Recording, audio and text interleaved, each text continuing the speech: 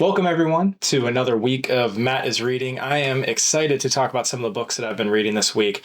I was able to finish two books since the last video that I made and start Dune, which I'm very excited to read that one again. So I had said in a previous video that I was finishing the third book, and this is The Hero of Ages.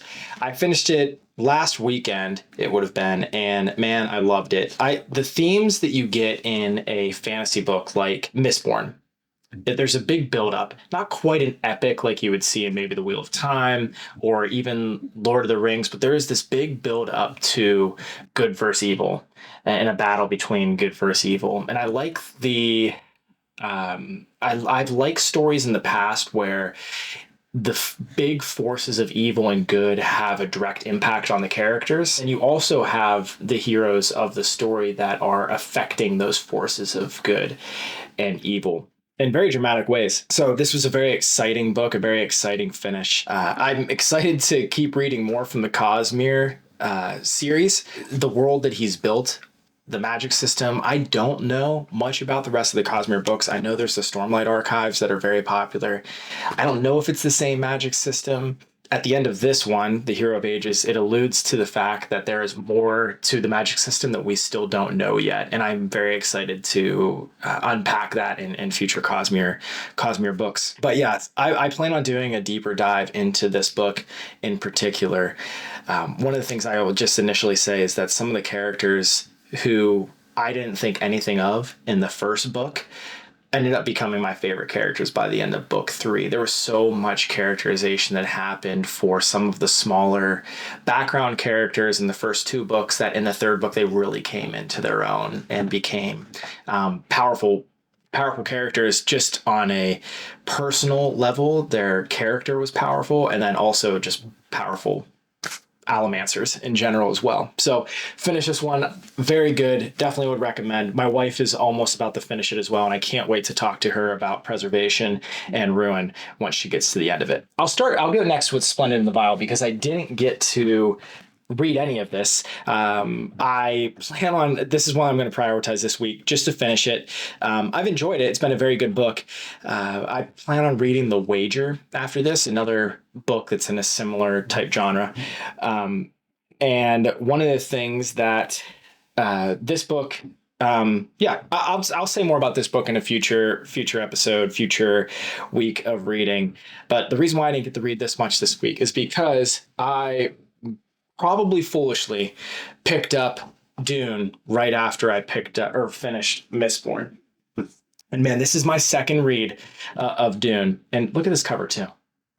It's the deluxe edition, I think, of this one. And I will say it's a beautiful, beautiful book.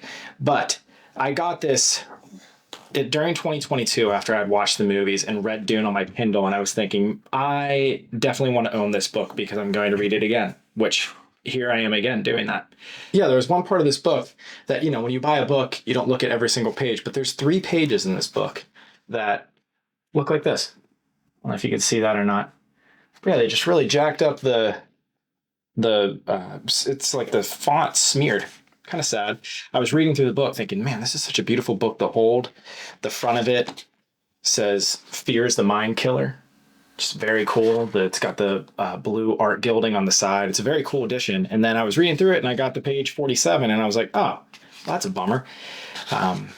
So anyway, that's why you can't hold on too fondly to your books because books do not last forever. Unfortunately not. I haven't reread a lot of books that I've enjoyed in the past. I plan on doing that in the years to come. This one was kind of a forced reread because the newest movie's coming out, and I definitely wanted to get another reread of this before the second movie. I'm planning on doing, I'm not going to say a full review of the movie because I'm not a movie reviewer, but I will give my thoughts on the second movie and how it compares to the books. I don't mind whenever movies and shows, whenever they spin off of a book a little bit. That really doesn't bother me as long as it's good. I get bothered whenever they blow up the story, blow up the characters, and then you just don't even like the characters and the story's not any good. So I'm hoping that it stays as good as the first one. I really enjoyed the first movie.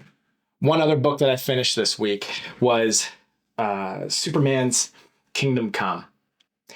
Mark Waid is the author, the writer of it, and Alex Ross is the illustrator. And man, it is a beautiful, beautiful, beautiful book and a great story. I haven't spent a lot of time in the DC universe, so I haven't read any of the Batman, Supermans, anything that's considered canon. This is more of an Elseworld story, and that it's interesting coming into the world of Superman through an Elseworld. So I'm seeing Batman, who's this old character that has metal that's holding his body together, and he's basically become like a police chief of his bat robots that are keeping the justice. Superman is portrayed as an older man in this book, and Superwoman, Diana, is considered an older woman in this book. So it's funny coming to it. Obviously I'm familiar with the characters, but seeing them for the first time in a comic, in a graphic novel like this, as their older versions, I'm interested to get into more of the DC universe and see them in their prime, in their heyday. And then another one that I've been reading is The Sandman. Read a little bit of that, probably like 35, 40 pages of it. Still very good. I'm hoping to finish that one up next time we get together. I'm not going to be picking up another graphic novel until I finish The Sandman book 3. So I'm hoping to have that finished by next week.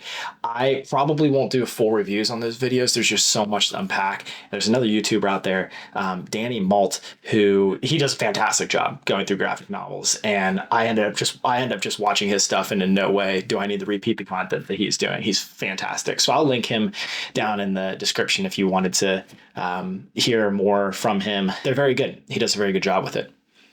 So that's all that I have this week. I'm hoping to split up some of these weekly readings with some more maybe fun content, take some books off the shelf that I've read in the past, and do some more stuff like that. I've said I'd do weekly reading updates. This went about 8 days since the last time that I had posted a video, at least at the time that I'm filming this. I kind of want to keep that cadence of just providing updates on the books that I read.